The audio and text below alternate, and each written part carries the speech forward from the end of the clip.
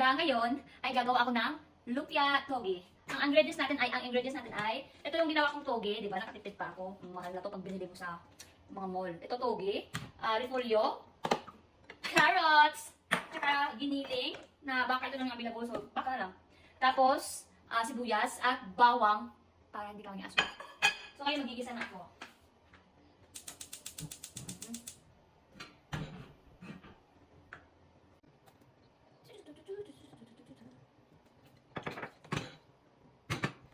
Unahan yung mangga. Mangga, parang may aswang. Bawal namin yung mistake. Ang sakit yan.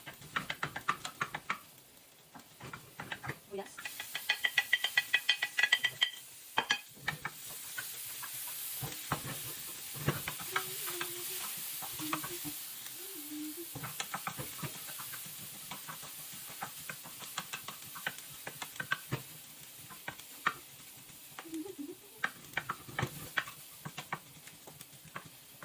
Ilalagay ko na yung giniling. Lagyan na. Kung asin. Bawal. Pampalasa. Kinensa. Marami kinensa. Kinensa. Toyo ko. Toyo ko.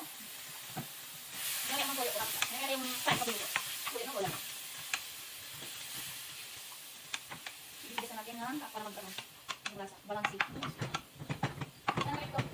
Tarapat ko muna. At mamitahin ko talaga may magulay. So, buksan ko ng aking giniling. Diba? Hindi mo sikalis. Tapos, ilagay ko ang togi. Hindi naman namin ito mauubos ng ibabalot ng lumpia. Sa lumpia upper. Kaya, iuubos din namin ito bukas. Bago, isip sa bago yung hindi mabalot. Sabay nas. Nasa? Nasa talaga ng togi. Sige, iubos ko lang ang masira. Ito pa masira.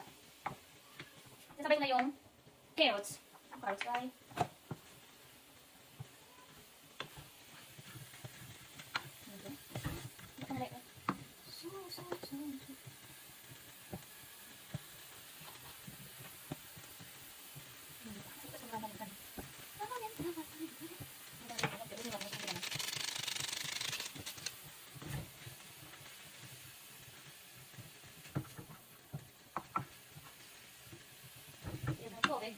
Sobek.